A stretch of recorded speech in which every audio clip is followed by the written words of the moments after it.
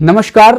Psychology की पाठशाला में मैं आपका दोस्त डॉक्टर विवेक माहेश्वरी, एसोसिएट प्रोफेसर लकुलिश योग विश्वविद्यालय, अहमदाबाद, गुजरात, आप सभी का बहुत बहुत स्वागत करता हूं। आज इस वीडियो में मैं आपके साथ डिस्कस करने वाला हूं मेमोरी के टॉपिक के ऊपर। और आप सब, मैं या आप, हम सभी अपनी मेमोरी को शार्प करना चाहते हैं। हम सभी चाहते हैं कि हम किसी भी पाठ को याद करें, हम कुछ भी पढ़ें हमें तुरंत याद आ जाए, और केवल याद ही ना आए बल्कि समय रहने पर हम उसको यूज कर सकें। क्या आप ऐसा नहीं चाहते हैं? आप यदि मना करेंगे तो भी आपके मन में यह अवश्य रहेगा कि नहीं, मेरी मेमोरी बहुत शार्प होनी चाहिए, मैं जिस किसी को भी देखूं, जो कुछ भी पढ़ूं, वो तुरंत मुझे याद हो जाए। आज साइकोलॉजी की पाठशाला में हम इसी मेमोरी के ऊपर डिस्कस करने वाले हैं।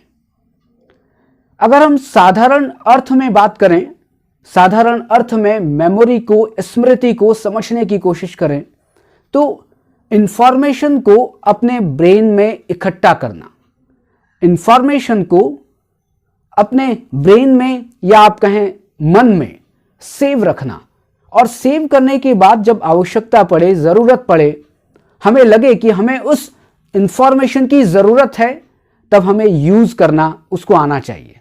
इसे कहते हैं मेमोरी। कि हमने कोई भी इंफॉर्मेशन देखी, हमने कोई भी इंफॉर्मेशन सुनी, या कोई भी स्टिमुलस जो कि वातावरण में है, और उस स्टिमुलस की सूचना को हम अपने मस्तिष्क में, अपने ब्रेन में इकट्ठा करते हैं और उसको बाद में यूज करते हैं। समय पड़ने पर, आवश्यकता पड़ने पर हम उसे मेमोरी कहते हैं, स्मृति कहते हैं। साइकोलॉजिस्ट ये कहते हैं कि एक टाइम फ्रेम में हम कोई चीज इकट्ठा रखते हैं अपने माइंड में। इसका मतलब क्या है? इसका मतलब ये है कि वो जो टाइम फ्रेम है, वो समय अवधि है, वो सूचना को इकट्ठा करने की 1 सेकंड से कम भी हो सकती है, और जीवन पर्यंत, जीवन काल, पूरा जीवन काल हो सकती है। कि आप यदि किसी भी चीज को, किसी भी इंफॉर्मेशन को अपने मस्तिष्क में, अपने मन में स्थान देना चाहते हैं, वो उस स्टोर हाउस का पार्ट बनाना चाहते हैं, तब वो इंफॉर्मेशन 1 सेकंड से कम के लिए भी आपकी मेमोरी का पार्ट बन सकती है, और जीवन काल के लिए भी आपकी मेमोरी का पार्ट बन सकती है। लेकिन कितने समय तक वो आपकी मेमोरी का पार्ट बनेगी, ये डिपेंड करेगा उस इंफॉर्मेशन के ऊपर कि वो इंफॉर्मेशन आपके लिए कितनी काम की है। यदि कोई इंफॉर्मेशन आपके काम की है तो उसे आप बार बार रिपीट करते हैं, बार बार उसका अभ्यास करते हैं, बार बार उन सूचनाओं के साथ आपका इंटरेक्शन होता है, और वो सूचना आपकी मेमोरी के गहरे स्तर में चली जाती है, और फिर वो जीवन पर्यंत याद रहती हैं या बहुत लंबे समय तक याद रहती हैं। लेकिन कुछ सूचनाएं ऐसी होती हैं कि जो हमारे काम की नहीं होती, और उन सूचनाओं को हमने बहुत अच्छी तरह रजिस्टर नहीं किया होता है, उन सूचनाओं को बहुत अच्छी तरह मन के गहरे स्तर में या ब्रेन के गहरे स्तर में हमने नहीं पहुंचाया होता है, तो वो सूचनाएं भी हमें याद नहीं रहती हैं। इसलिए ये समझना पड़ेगा कि कोई सूचना 1 सेकंड से कम, 1 सेकंड, 5 सेकंड, 1 घंटा, 2 घंटा या पूरे जीवन काल तक उस मेमोरी का पार्ट हो सकती है। साइकोलॉजिस्ट मेमोरी के 2 एस्पेक्ट की बात करते हैं। एक पॉजिटिव एस्पेक्ट है और एक निगेटिव एस्पेक्ट है। मेमोरी, जिसको हम स्मृति भी कहते हैं, और इसका पॉजिटिव एस्पेक्ट यह है कि किसी भी इंफॉर्मेशन को याद रखने की क्षमता, जो इंफॉर्मेशन को याद रखने की क्षमता है, वो मेमोरी का पॉजिटिव एस्पेक्ट है, और उसको रिमेंबरिंग कहते हैं, स्मरण कहते हैं। और वहीं इस मेमोरी का निगेटिव पक्ष, निगेटिव एस्पेक्ट, और वो है जब हम किसी इंफॉर्मेशन को याद नहीं रख पाते, हम असमर्थ होते हैं किसी भी इंफॉर्मेशन को अपनी मेमोरी का पार्ट बनाने में। वो इस मेमोरी का निगेटिव पक्ष है, और उसको हम कहते हैं फॉरगेटिंग, विस्मरण। क्या आपको सारी चीजें याद हैं जो आपके जीवन काल में घटित हुई हैं? नहीं। आपको कुछ चीज़ें याद हैं तो कुछ चीज़ें ऐसी भी हैं जो याद नहीं हैं। तो जो चीज़ें याद हैं, जिन चीज़ों को, जिन बातों को आप याद रख सकते हैं और आप में क्षमता है कि याद रहती है वो चीज़ें, तब वो आपका पॉजिटिव एस्पेक्ट है आपकी मेमोरी का, जिसे आप रिमेंबरिंग का नाम देते हैं। और वहीं फॉरगेटिंग, आप कुछ भूल जाते हैं, आप याद नहीं रख पाते हैं, वो आपकी मेमोरी का एक नेगेटिव एस्पेक्ट है, जिसे आप फॉरगेटिंग कहते हैं या विस्मरण कहते हैं। विभिन्न मनोवैज्ञानिकों ने मेमोरी के 3 स्टेजेस की बात की है और इन्हीं 3 स्टेजेस को हम मेमोरी के 3 कंपोनेंट्स भी कह सकते हैं। और ये 3 कंपोनेंट या 3 स्टेजेस इस प्रकार हैं कि फर्स्ट स्टेज और फर्स्ट कंपोनेंट है आपका इनकोडिंग, जिसको हिंदी में कहते हैं कूट संकेतन। दूसरा जो कंपोनेंट है या दूसरी स्टेज है वो है स्टोरेज, उसको हिंदी में कहते हैं संचयन या भंडारण। और तीसरा और लास्ट स्टेज या लास्ट कंपोनेंट है रिट्राइवल, पुनः प्राप्ति। यदि हम इनकोडिंग की बात करें तो हम सबसे पहले सूचनाओं को परसीव करते हैं। आप इस तरह से समझें कि आप किसी चीज को याद करना चाहते हैं और याद करने के लिए पहले आपको उसको ऑब्जर्व करना पड़ेगा, चाहे ऑब्जर्व आप आंखों से करें या कानों से करें या किसी भी और सेंसरी ऑर्गन से उसके एक्सपीरियंस को लें। पहले आप ऑब्जर्व करेंगे, जैसे ही आप ऑब्जर्व करेंगे परसेप्शन की प्रक्रिया कंप्लीट होगी। और इस परसेप्शन की प्रक्रिया में क्या होगा कि उस ऑब्जेक्ट या उस चीज को जो आप याद रखना चाहते हैं या याद करना चाहते हैं, वो एज इट इज आपका नर्वस सिस्टम स्वीकार नहीं करेगा,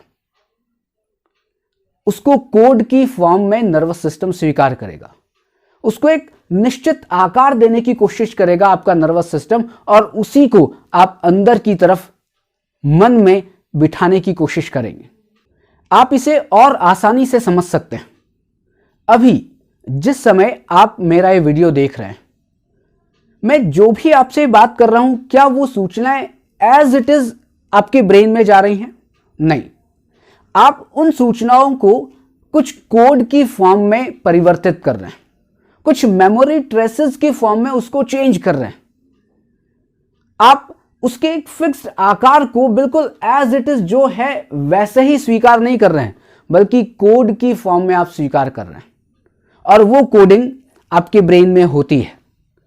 और उस कोडिंग के थ्रू आप उन सूचना का या वो जो भी चीज आप याद रखना चाहते हैं उसका रजिस्ट्रेशन करते हैं, उसका पंजीकरण करते हैं।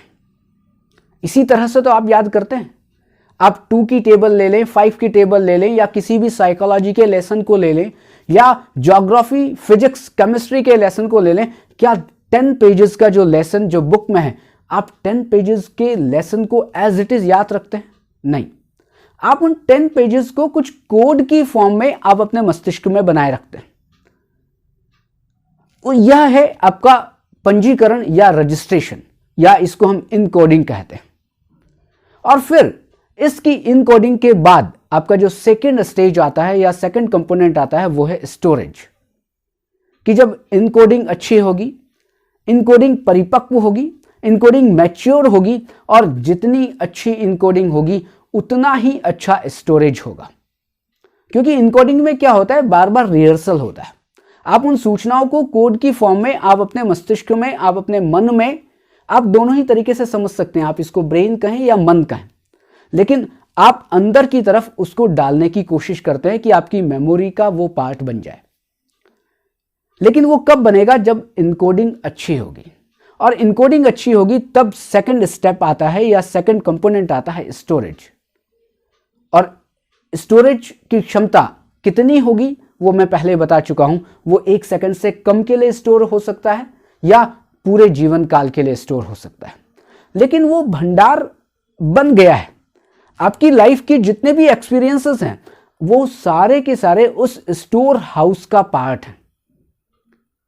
अभी मैं अगर आपसे पूछूं कि आप पिछले गर्मी की छुट्टियों में कहां गए थे, या मैं आपसे पूछूं कि अभी ये लॉकडाउन जो चल रहा था, लगभग मार्च से कोरोना का जो लॉकडाउन शुरू हुआ, उस लॉकडाउन में आपने क्या क्या चीजें सीखी हैं, तो आप कहेंगे मैंने कुकिंग सीखी है, आप कहेंगे मैंने पेंटिंग सीखी है, आप कहेंगे मैंने कोडिंग, कंप्यूटर की कोडिंग करना सीखी है।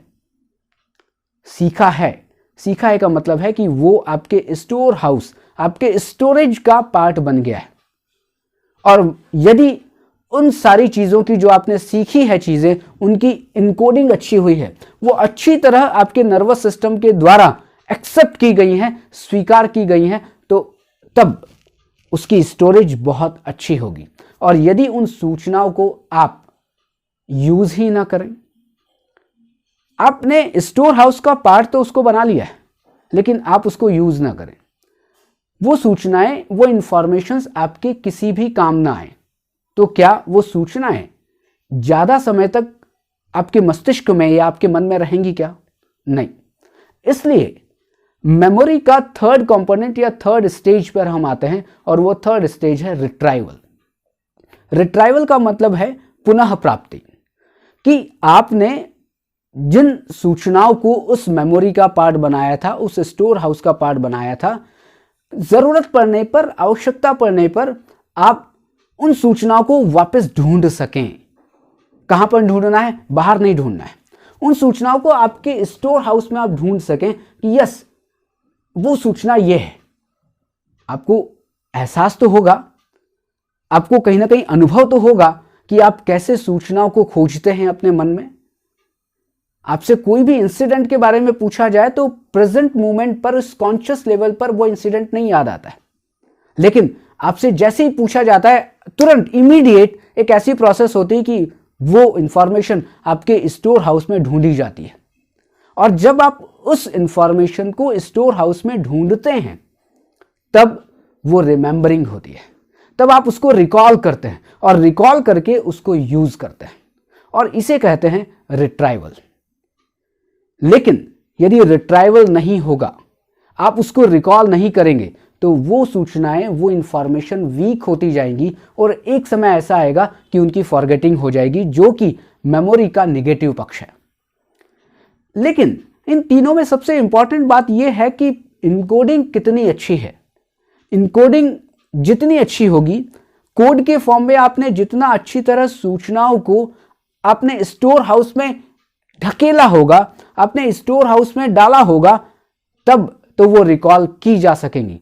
अदरवाइज आपने इनकोडिंग अच्छी नहीं की, आपने उन सूचनाओं पर ध्यान ही नहीं दिया, तो क्या आप उसको स्टोर हाउस में पहुंचा पाएंगे?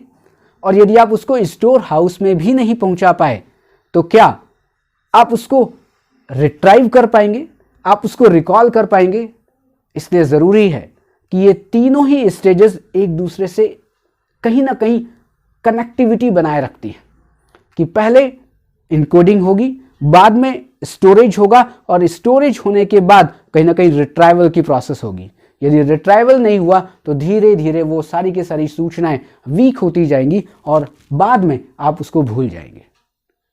और साइकोलॉजी की पाठशाला में आपने आज डिस्कस किया है मेमोरी के नेचर को, मेमोरी के 3 कंपोनेंट को या 3 स्टेजेस को। अब अगले वीडियो में हम किसी और नए टॉपिक पर चर्चा करेंगे। तब तक के लिए आपसे मैं विदा लेता हूं। आप बहुत खुश रहें, स्वस्थ रहें। Good bye.